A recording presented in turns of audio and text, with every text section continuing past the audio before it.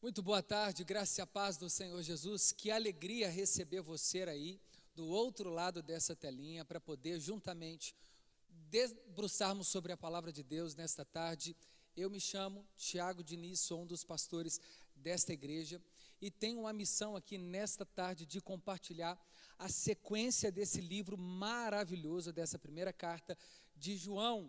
E hoje nós falaremos sobre o tema principal desta carta: qual paternidade nós pertencemos? Nós somos filhos de Deus ou filhos do diabo? É assim que esse apóstolo começa chamando a atenção dos irmãos desta igreja. E para isso eu quero te convidar para você iniciar essa leitura junto comigo e a partir daí fazermos as nossas reflexões. Já quero aproveitar para mandar também um abraço para você que nos acompanha assiduamente todo sábado aqui no Legacy Logos. Aproveita aí, meu irmão e minha irmã, já para compartilhar esse momento de estudo na palavra. Vamos crescer junto nas escrituras, na graça e no conhecimento. Então você consegue compartilhar este link, pode convidar os seus amigos para assistirem agora ao vivo na Rede Super de televisão, acompanhar pelos canais que nós temos através do YouTube. É só digitar Lagoinha e acompanhar ao vivo também este estudo. Esse é o Legacy Logos, está aí começando, invadindo a sua casa, o seu lar e aonde você estiver. E a leitura inicial para que a gente comece essa reflexão está na primeira carta de João, no capítulo 3, a partir do verso 7. Eu quero fazer a leitura com os irmãos, capítulo 3, a partir do verso 7. O apóstolo João, um apóstolo também conhecido como o discípulo do amor, mas ao mesmo tempo filho do trovão. Ao mesmo tempo que ele tem doçuras nas suas palavras, é alguém também incisivo, firme naquilo que ele crê. E para isso nós lembraremos as palavras do apóstolo João para a igreja primitiva que vivia um tempo muito difícil de intensa perseguição, o momento da diáspora, a saída do povo de Jerusalém, fugidos para Damasco e tantas outras cidades circunvizinhas daquele período.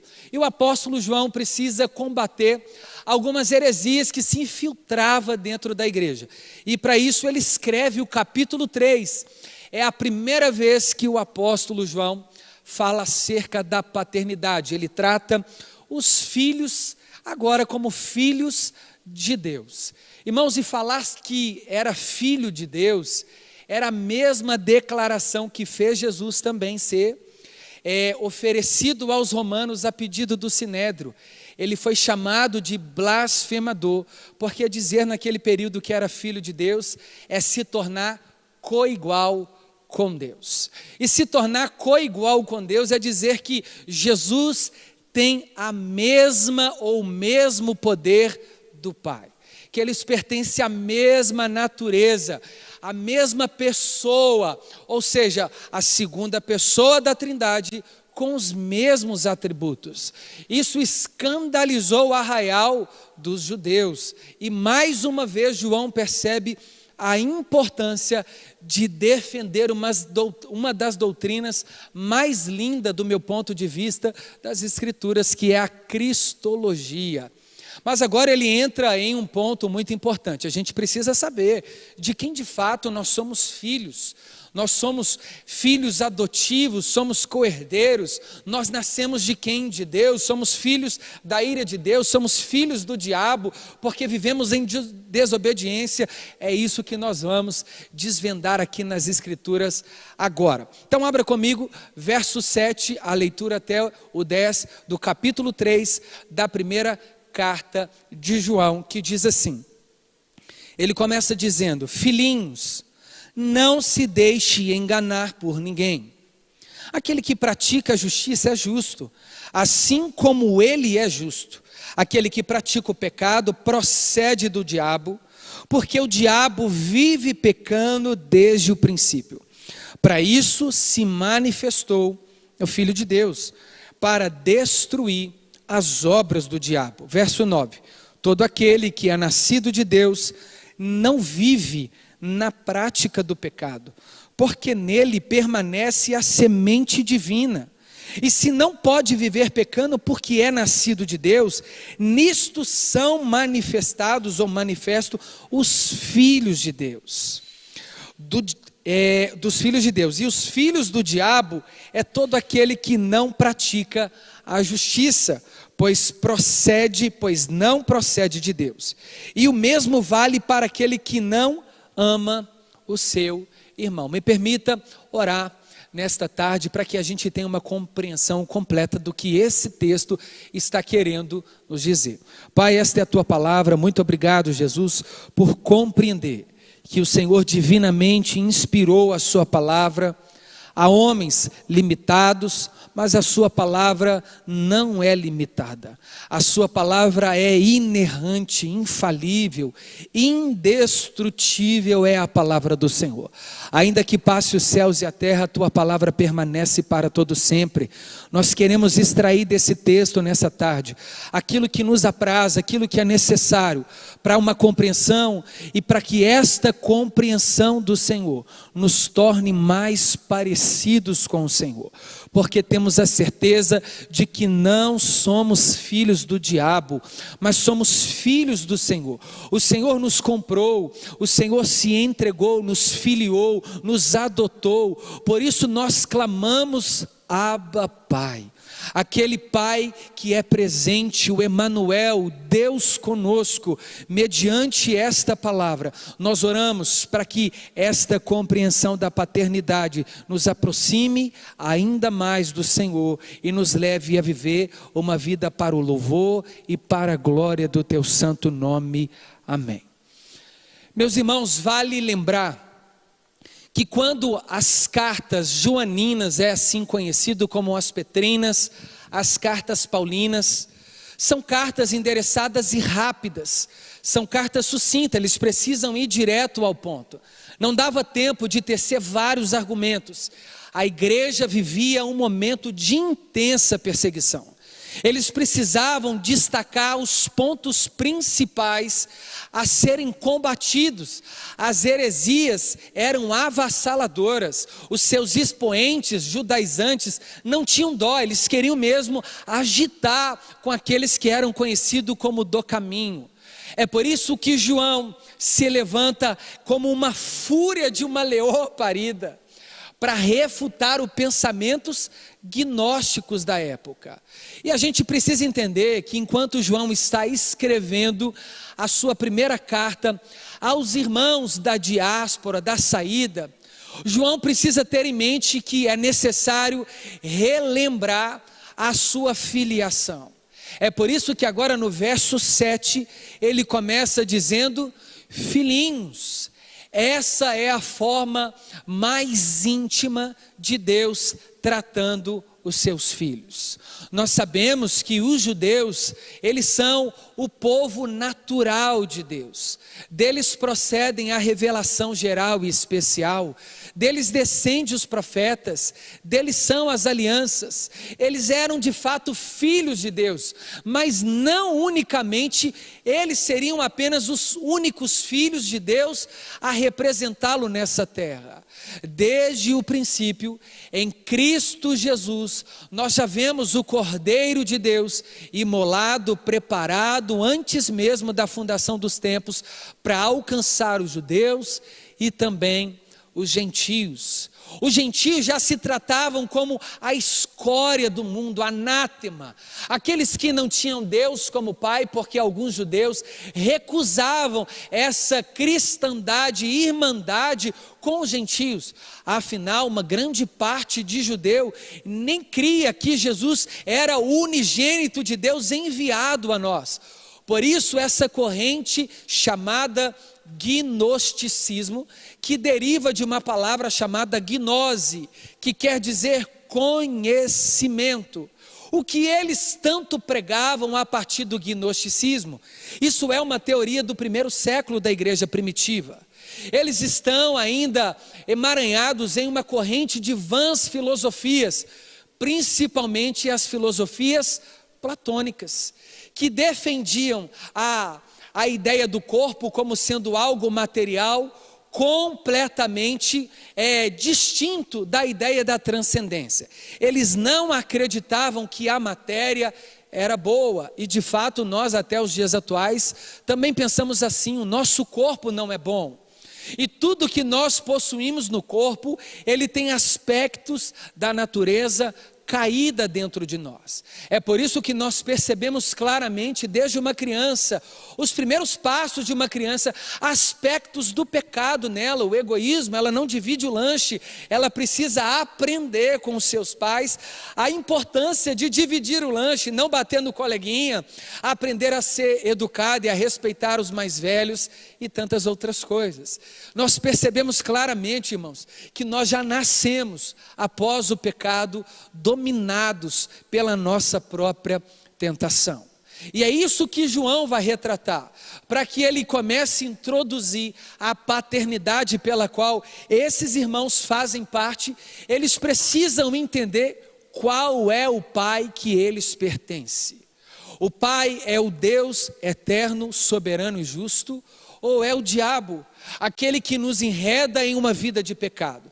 Então ele começa introduzindo filhos, ou seja, essa filiação que somente Jesus poderia declarar, pois de fato a segunda pessoa da Trindade é o Filho, o Deus conosco.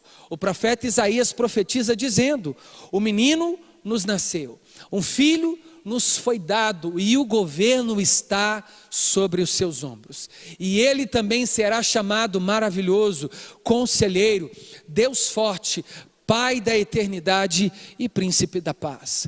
E João não vê uma outra afirmação melhor do que essa para introduzir um assunto tão difícil.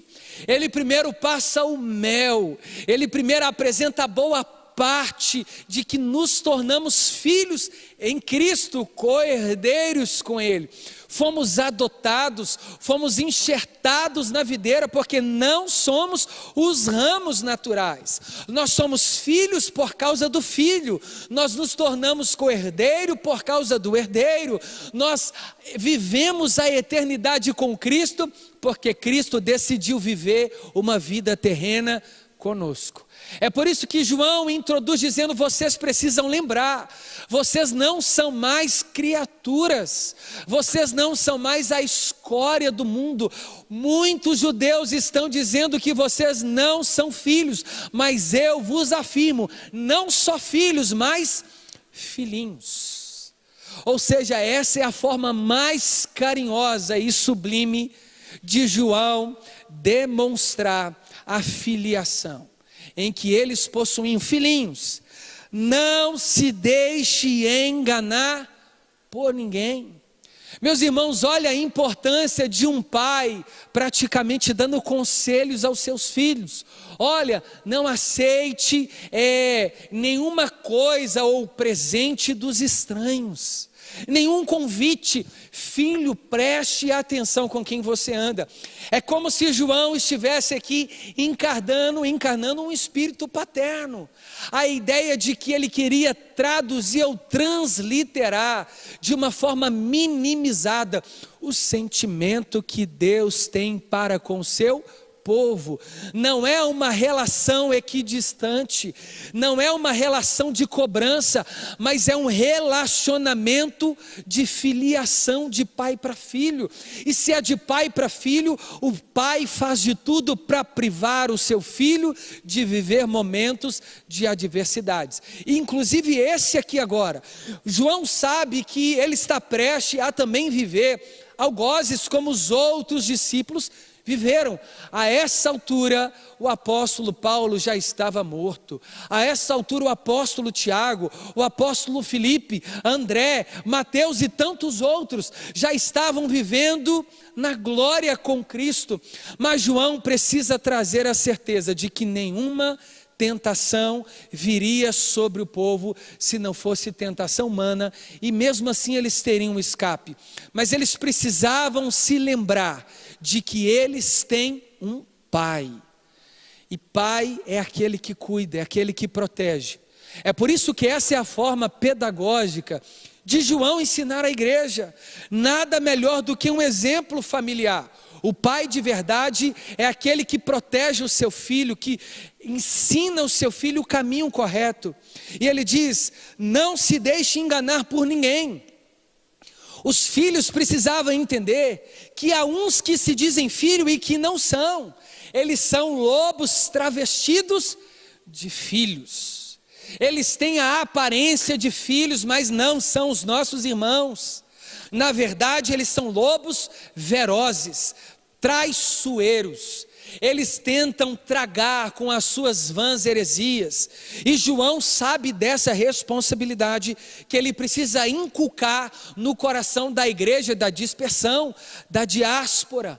A mensagem do evangelho não poderia ser diluída, ela não poderia ser contrariada, adicionada, nada poderia tomar a centralidade do evangelho.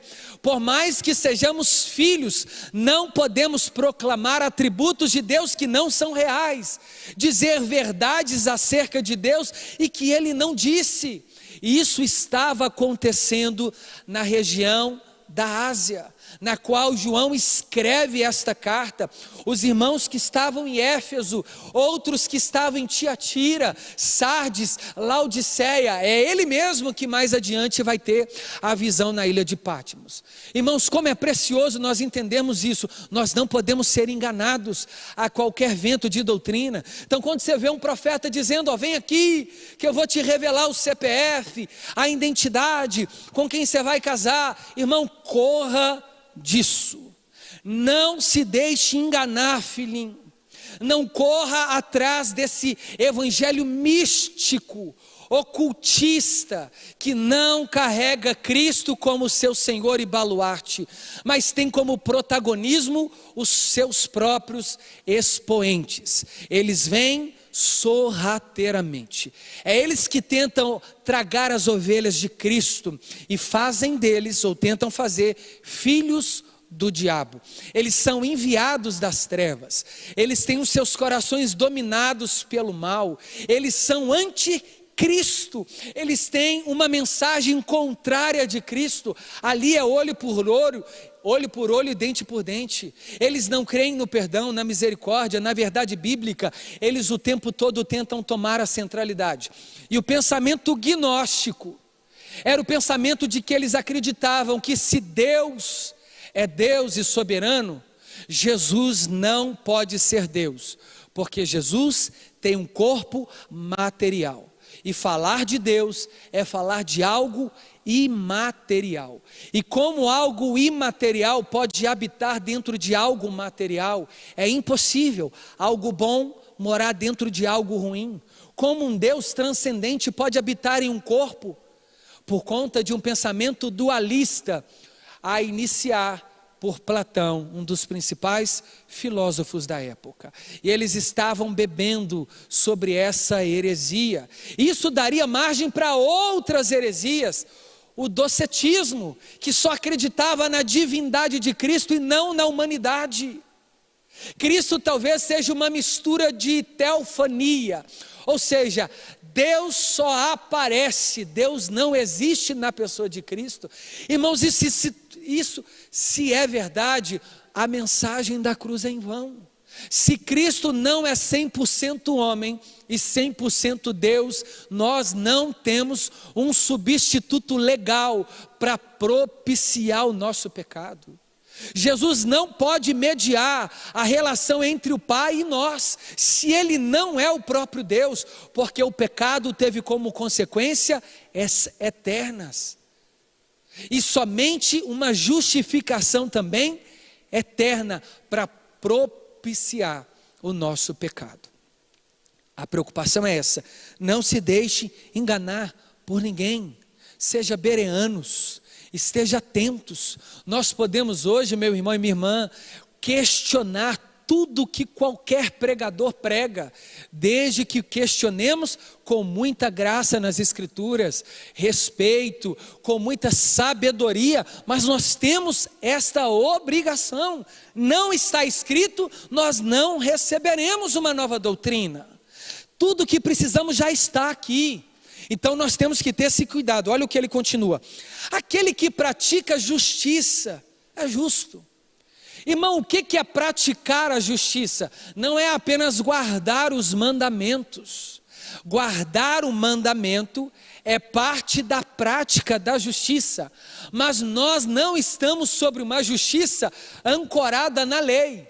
Nós não somos salvos porque guardamos os 10 mandamentos, porque não damos conta. É justamente porque cremos nos 10 mandamentos, descobrimos a insuficiência humana a partir dos 10 mandamentos, olhamos para Cristo que cumpriu todos os mandamentos, pela fé em Cristo que cumpre, nós somos justificados.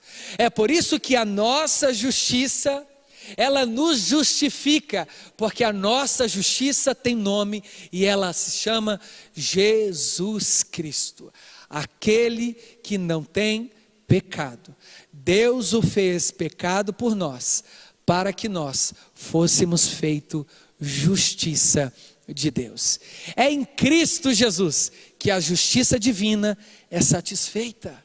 É em Cristo Jesus que o escrito de dívida que era contra nós é aniquilado. É por isso que nós somos justos na justiça de Cristo. E se estamos na justiça de Cristo, vivemos uma vida que agrada um Deus soberano e justo, assim como Ele é justo.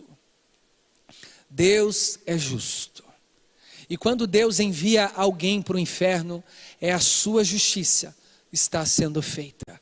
Quando Deus envia alguém para o céu, é porque Ele também satisfez a sua própria justiça em Cristo Jesus. Ninguém vai para o céu sem Cristo, e ninguém será condenado sem ter conhecido a Cristo. Aos judeus ele disse: vocês receberam a revelação especial. Aos gentios ele disse: vocês receberam a revelação geral, a consciência e a criação. Então, quando nós lemos que alguém está indo para o inferno, Deus não está sendo injusto. E quando nós vemos alguém indo para o céu, não é porque a pessoa foi justa, é porque Cristo mediou os dois destinos. Um não creu e o outro creu que Ele é o único mediador entre Deus e os homens, o único que pode perdoar os nossos pecados. Tudo passa pelo sangue de Cristo Jesus. Uns o rejeitam e viverão condenados, outros o recebem e serão salvos para a glória eterna. Então ele diz: aquele que pratica a justiça é justo, assim como Deus é, a imagem de Deus em Cristo Jesus. Quando Paulo escreve a carta aos Colossenses, ele diz: você quer conhecer Deus plenamente? Olha para Cristo, porque nele habita corporalmente a plenitude do ser de Deus. Olha para os atos de Jesus, os atos de justiça. Perdoou o pecado de pessoas que o ofenderam. Ele amou os seus inimigos, lavou pés daqueles que o traíram, dividiu o pão com aqueles que eram famintos. A justiça de Cristo não pode ser explicada humanamente, porque a nossa justiça, como diz Isaías, são como trapos de imundícia. E sabe o que é trapo de imundícia? Eram os panos utilizados pós-período menstruais daquelas mulheres naquela época. Eles ficavam em um canto, o odor, o cheiro e tantas outras coisas, uma podridão. Deus está dizendo pelo profeta Isaías que a justiça humana é isso para Deus, insuportável. É por isso que João diz sobre isso, verso 8: aquele que pratica o pecado procede do diabo. Irmãos, parece paradoxal essa afirmação, porque o mesmo João disse que quem diz não ter pecado é mentiroso e faz de Deus também mentiroso. Mas agora João está dizendo: aquele que pratica o pecado procede do diabo. Por quê? Porque o diabo vive pecando desde o princípio. E quando que o diabo pecou? Quando ele era apenas um anjo ministrador. Quando ele habitou com Deus no céu onde Deus está. Foi ali, antes de receber o nome de adversário, mas apenas como anjo, ele decidiu colocar o seu trono ao lado do trono de Deus. O princípio, desde o começo que ele foi feito, ele achou que ele poderia ser coigual com Deus. E a própria palavra de Deus diz que ele não divide a sua glória com ninguém, com nenhuma criatura. Eu não sei se você se lembra, mas em Atos dos Apóstolos nós percebemos Herodes, quando foi ovacionado publicamente por muitos, e eles diziam: é a voz de Deus. E ele não disse que ele não era Deus, mas se calou diante daquela afirmação. Deus fez ele ser comida e comido pelos bichos, de verme, porque ele tentou usurpar a glória de Deus. Quando nós tentamos tomar a glória de Deus, nós estamos nos tornando semelhante ao filho do diabo, porque desde o começo ele tentou tomar aquilo que é de Deus, ou ser igual a Deus, mas ninguém pode ser comparado a Deus. Irmãos, para te dizer a verdade, Deus não tem inimigo à sua altura. Deus não tem adversário que o vença. Todos os adversários de Deus já estão debaixo dos seus pés. Não há principado ou potestade, não há déspota, não há reis, não há faraó, não há ninguém que possa combater o nosso Deus único e soberano, cuja terra treme, as placas tectônicas balançam diante da sua grandeza, os vulcões entram em erupção diante de um Deus soberano. Ninguém pode deter com esse Deus. Dura coisa é o homem cair nas mãos de um Deus vivo. Então, quando nós usurpamos a glória de Deus, quando nós não permanecemos na justiça, nós estamos nos tornando filho do diabo, filho do capeta, parecidos com ele. É isso que João diz. Aquele que pratica o pecado, porque o pecado é o que em última instância transgredir a lei. E quem que transgride a lei? Aquele que não ama, aquele que deu a lei. Porque se você não obedece a lei, como você diz que ama o Senhor? Porque ele diz: aquele que me ama é aquele que guarda os meus mandamentos. E ele também diz lá em Salmos: aquele que guarda os meus mandamentos é aquele que me ama, porque ele escreve no seu coração as palavras de vida eterna, para não pecar contra mim. Lâmpada para os meus pés é a tua palavra, luz para os meus caminhos é a tua palavra. E o que é a palavra de Deus? Também é a sua lei. Então quem não vive a lei de Deus, e quem não guarda, quem não pratica, vive pecando. E quem vive pecando não é filho de Deus, é filho das trevas e do diabo. É uma pessoa impenitente. Ela deixou de viver o pecado, está vivendo transgressão. Ela cria pecados de estimação nela. Alguém que não abre mão da pornografia, alguém que não abre mão do adultério, alguém que não abre mão da mentira, alguém que não abre mão dos contatinhos, alguém que não abre mão das coisas erradas, é alguém que provavelmente não conheceu a Deus. Filho do diabo. Por isso que ele começa dizendo filhinhos, para depois afirmar que o contrário daquele que não vive na justiça, mas vive pecando, tem um pai. E não é Deus, é o próprio diabo, porque o diabo é aquele que não permaneceu desde o princípio. Qual o pecado você tem lutado? Resistido. Continue resistindo até gotejar sangue, se necessário for. Resista ao diabo e ele fugirá de vós. Fuja das tentações. Atualize o seu telefone, apague coisas que não agradam a Deus aí. Fuja de algumas amizades. Não viva uma vida de pecado. Isso revela a sua filiação. Aquele que não permanece na verdade, aquele que permanece pecando, este tem como pai não o Senhor Deus, mas aquele que se opõe a Deus, o mentiroso, o traidor, o ladrão, o usurpador, o enganador. Ele, é isso que João diz. Tomem cuidado, irmãos, filhinhos, prestem atenção. Irmãos, como é fácil perceber alguém que vive pecando. É alguém que só abre a boca para falar mal um do outro. Como que é fácil perceber alguém pecando? É alguém que vive agitado, desorientado, passa por cima de todo mundo, não respeita princípios, não respeita tempos, não respeita hierarquia, não respeita ser submetido a disciplinas, a correções. É alguém intolerante. Revela de que ele não nasceu de Deus, ele não nasceu do Filho, ele não é um com o Filho, ele não se tornou uma nova criatura, ele é dono dele mesmo. E se ele é dono dele mesmo, ele tem como pai o diabo, porque nós temos um único dono, Senhor e Salvador da nossa vida, Jesus Cristo, a quem prestamos a ele culto, honra, louvores e glória. Irmão, você acha que eu não sinto vontade de pecar? Você acha que o pastor Márcio e tantos outros homens e mulheres de Deus não sentem vontade? O apóstolo Paulo, o apóstolo João. Uma coisa é sentir vontade, outra coisa é ser dominado pela vontade. Eu não consigo, quando eu assusto, eu já estou lá.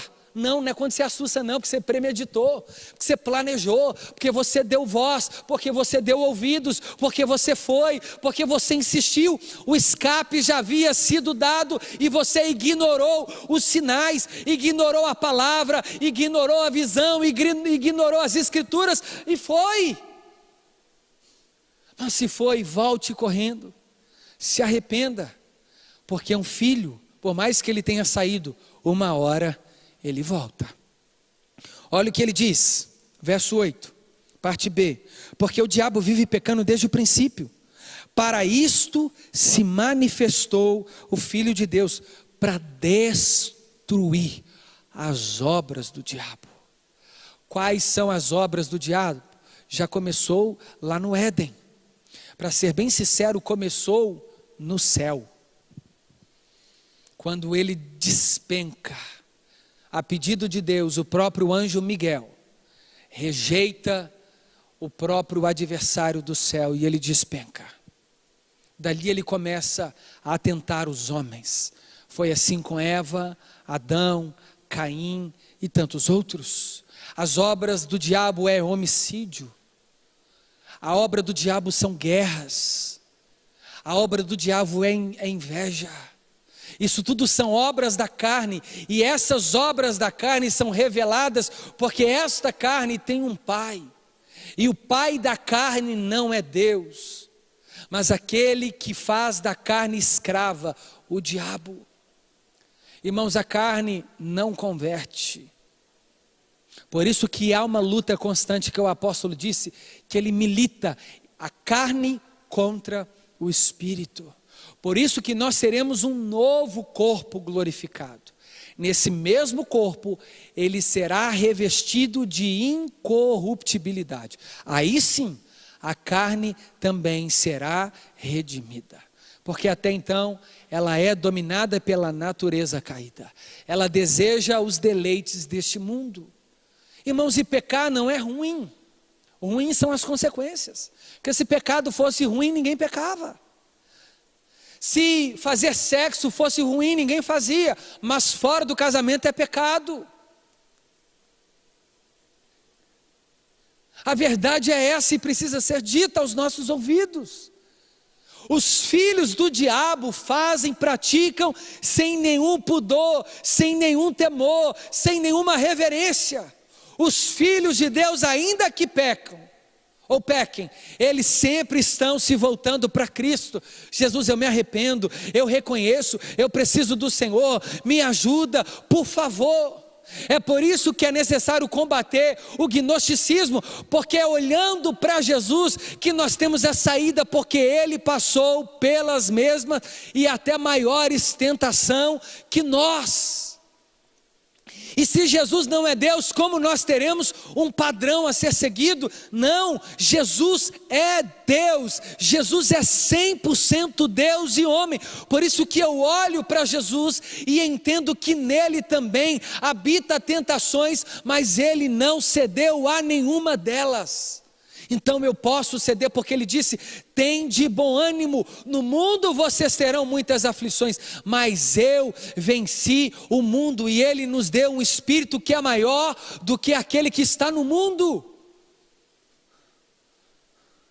Nós temos um espírito muito mais forte do que aquele que habita entre os príncipes da potestade do ar. Jesus Cristo, o Espírito Santo, habita em nós, e é ele que nos ajuda.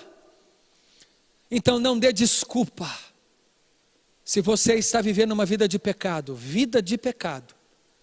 você está se tornando muito semelhante ao pai do pecado, o diabo, porque desde o princípio ele desobedece. Olha o que ele continua dizendo. 9, abra aí comigo.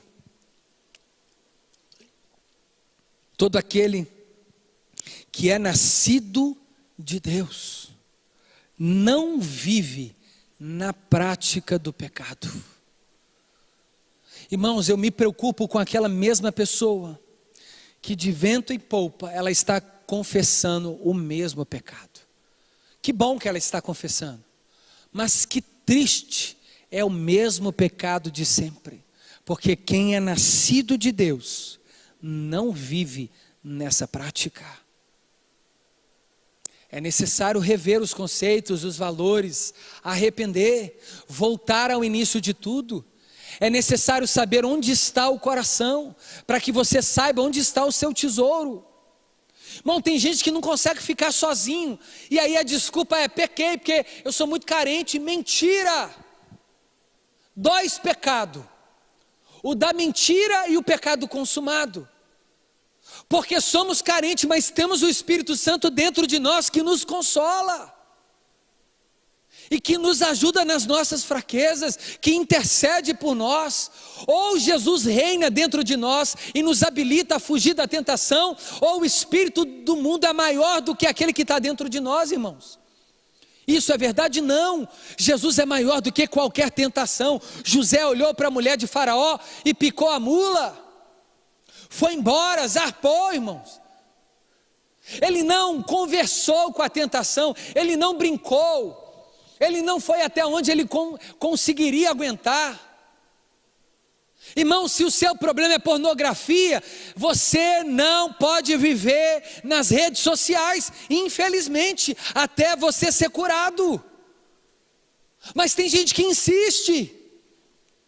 Por isso que Jesus disse: se a sua mão direita te faz pecar, arranque-a. É melhor ser radical, cortando uma mão e entrando só com um braço ou só com uma mão no reino de Deus, do que ir com as duas para o inferno. O cara tem dificuldade com bebida, mas insiste em ser um crente maduro, fica tomando tacinha de vinho. Se você não pode, não beba.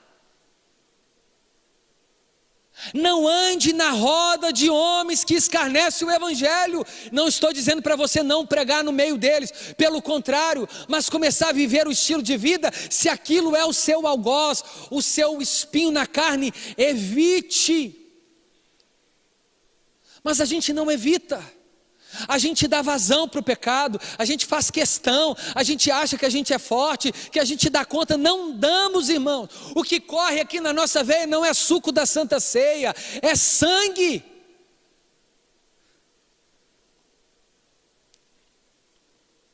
Quem nasce de Deus não vive pecando, porque nele permanece a semente divina. E o que é a semente divina em nós? O espírito de santidade. E o que é ser santo? Separado de tudo e todos. Tudo me é lícito, mas nem tudo me convém. Eu não me deixarei ser dominado por nenhuma dessas coisas. Se coisas legítimas te dominam, o nome disso é vício, é pecado. Eu não consigo parar de jogar videogame. Pecado. Eu como demais, excessivamente. Eu como um prato agora, daqui a pouco eu como outro. O nome disso é glutonaria. Pecado. Tudo que te domina é pecado. É um Deus, é um ídolo no seu coração. Porque nós temos a semente divina em nós que nos ajuda a vencer as tentações. Eu estou muito fraco. É claro que está fraco. Não busca na palavra, não ora, não canta, não guarda a lei no coração. Aí quer lutar contra a tentação, vai perder. Não dá conta. Igual Sansão. Ficou brincando com Dalila. Irmãos e irmãs, o maior inimigo de Sansão não eram os filisteus. Aliás, não era Dalila, eram os filisteus. Dalila era a distração. Porque foi ela que distraiu Sansão. Ele entregou o segredo de ser um nazireu.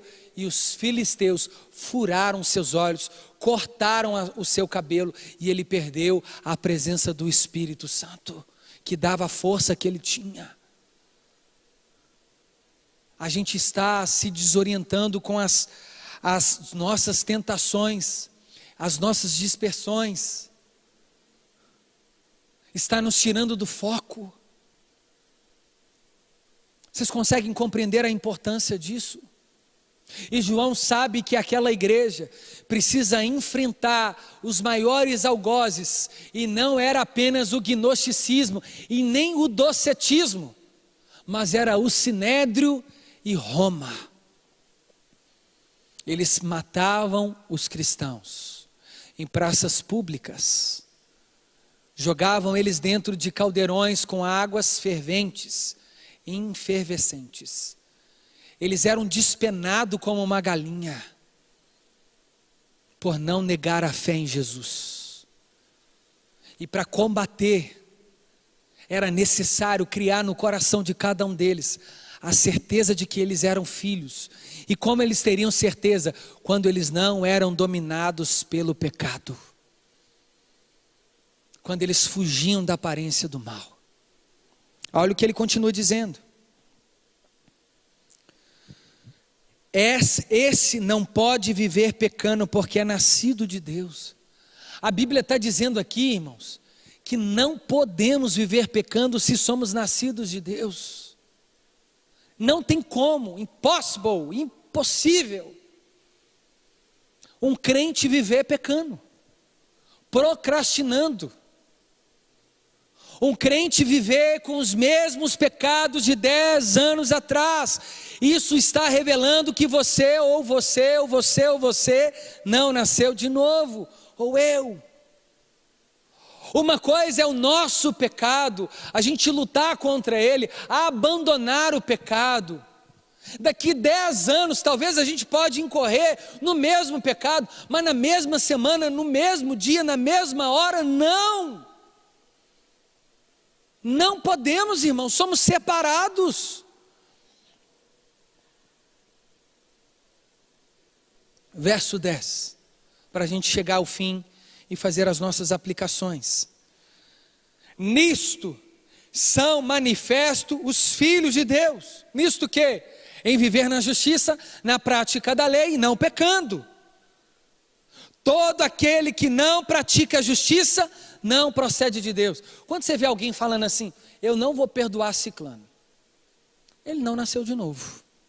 Ele pode conhecer a doutrina, ele pode dominar a exegese bíblica, ele pode dominar a exegese bíblica, ele pode dominar a hermenêutica, grego, hebraico, latim, inglês, a doutrina das escrituras, ele pode dominar a doutrina de Deus, a doutrina bíblica, ele pode dominar a soteriologia, ele pode escrever 1000 livros, se ele não perdoa, ele só revelou que ele não nasceu de Deus, porque quem nasceu de Deus vive na justiça de Cristo, e com a justiça de Cristo, ele perdoou aqueles que o ofenderam e levou o prejuízo para casa.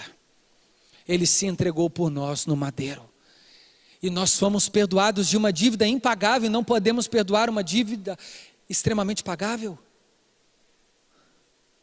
Revela que nós não nascemos de Deus. Crente que é preguiçoso me preocupa, porque ele não nos deu um espírito de covardia ou temor, nem de timidez, mas de ousadia. Crente ativo, ele exerce, ele faz. Você pede o crente para poder fazer uma coisa na igreja. A que horas?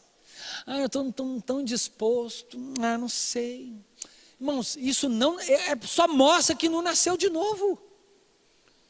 Vai ter com a formiga, seu preguiçoso, preguiçosa.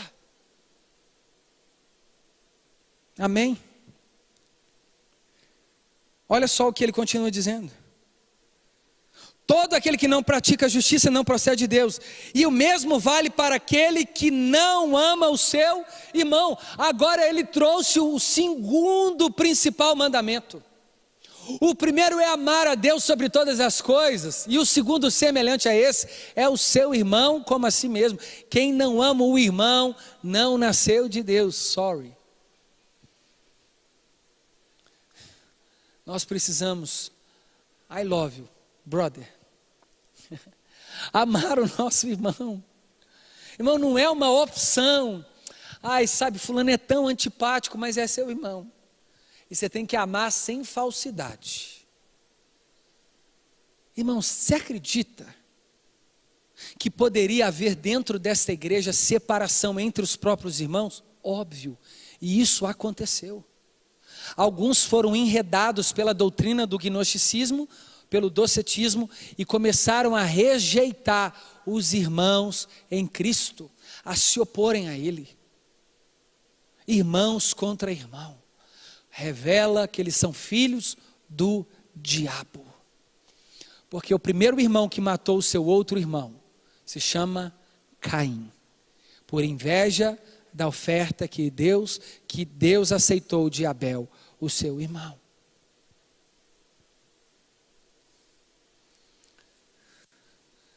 Não existe evangelho sem amor, sem renúncia, sem cruz e muito menos evangelho sem Cristo. Nós somos filhos de Deus porque andamos na justiça. Nós não somos filhos do diabo porque nós não vivemos em pecado. Amém? Vamos orar? Pai, nós queremos agradecer o Senhor por essa palavra. Obrigado porque compreendemos nessa tarde que nós não somos dominados pelo pecado, porque habita em nós a semente da justiça, o Espírito Santo, a semente que nos faz viver para a glória do seu nome, de acordo com os critérios bíblicos. Somos justificados não pelas nossas obras, mas pela obra vicária de Cristo Jesus por nós naquela cruz. Nos ajude a fugir da tentação, a fugir do diabo, e ele resistirá a nós, Pai. Deus, nós pedimos, aqueles que estão nos ouvindo nessa tarde, estão com o coração entristecidos porque pecaram, erraram, existe uma saída. A tua palavra diz que aquele que confessa e deixa, recebe perdão e misericórdia, e dos seus pecados eu não me lembrarei mais, diz o Senhor. Por isso, Pai, nos perdoa, nos ajude e nos lava pelo sangue do Cordeiro, em nome de Jesus. Amém? Quero mandar um abraço para você que está aí até agora nos acompanhando. Não deixe de nos acompanhar sábado após sábado. O Legacy Logos é pensado em um programa para abençoar a sua vida. Fique ligado na Rede Super, no nosso Instagram e nas nossas plataformas. O meu nome é Tiago Diniz, o meu Instagram é Tiago Diniz Oliveira.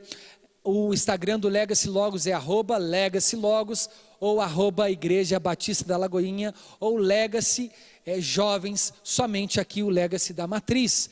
Fique por dentro de todas as programações. Manda um abraço do pastor Isaías e também do pastor Mateus a todos vocês. Um beijão e até sábado que vem, em nome de Jesus.